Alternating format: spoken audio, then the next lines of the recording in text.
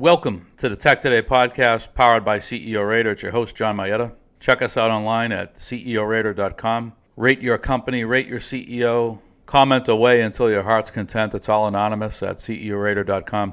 I wanted to catch you up quickly on a couple of articles that we published at TEK2day over the past 2 days. The first one is Microsoft. And so we posited that Microsoft ought to spin out LinkedIn to capitalize on the rich valuations in the equity market. So LinkedIn, the closest comp I believe to LinkedIn is a company called ZoomInfo, ticker ZI.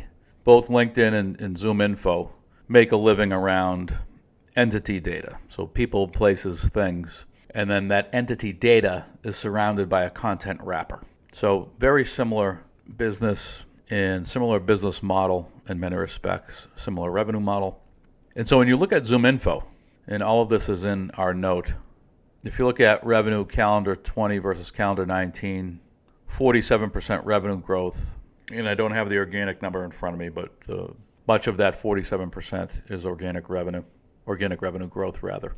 And ZoomInfo currently trades, as of the price at the end of last week anyway, currently trades at an EV to trailing revenue multiple of 45 times. And in this environment, many software companies are trading at 20 to 40 times revenue, which feels egregious to me, but that's the range. LinkedIn, so if you go through Microsoft's filings, and they're on a June fiscal year, so you have to normalize their numbers to line up with ZoomInfo, which is on a calendar year. And so if you normalize Microsoft's numbers, calendar year 20 revenues for LinkedIn were $8.8 billion, up 17% over calendar 19 at $7.5 billion. And I don't have adjusted operating figures for LinkedIn, just top line. And so if you were to apply a 20 times multiple EV to revenue on LinkedIn for calendar 20, you get an implicit enterprise value of $177 billion. So a reasonably conservative number given the multiple range that's out there for software companies. So I didn't run a scenario analysis, but if you wanted to run 20 times, I just gave you the number, 25, 30 times, 35, 40 times, and it can come up with your valuation range. And so, in frothy times like this, if you're a CEO like Satya Nadella at Microsoft, and you have a large portfolio, not only of products and services, but a large portfolio of businesses, many of which could stand alone as separately traded companies, it would make sense, given rich valuations and given that interest rates are likely to remain low for a number of years, fair to assume that valuations are going to remain inflated for the foreseeable future.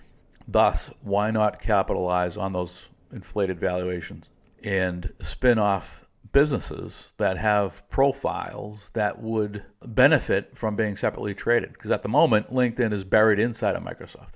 Right? If you recall, Microsoft acquired LinkedIn in 2016 for $26 billion. So why not spin that off? And I'm sure there are other units that potentially would make sense that are currently running primarily as standalone units inside of Microsoft. Why not spin them out? But LinkedIn seemed like the obvious one. But it's not just Microsoft that ought to be thinking like this. CEOs of other large companies ought to be thinking like portfolio managers all the time, but especially now, and figure out what could we as a company spin off such that we could unlock significant shareholder value. If you want to look at companies that do this regularly, I would look at IAC, Barry Diller's company. I would look at Liberty Media, John Malone's company. They regularly scale companies to a point where they can function in the market as standalone companies, and once they reach that point, that they typically receive their own ticker symbol and trade as standalone companies.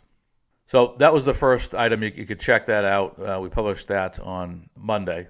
And then on Tuesday, we published an article just sort of recapping the Gary Gensler SEC nominee chairman hearing. And you can read about it. I'm not going to recap it in detail here on this episode because it's just painful to watch members of Congress ask questions around the financial markets, the capital markets.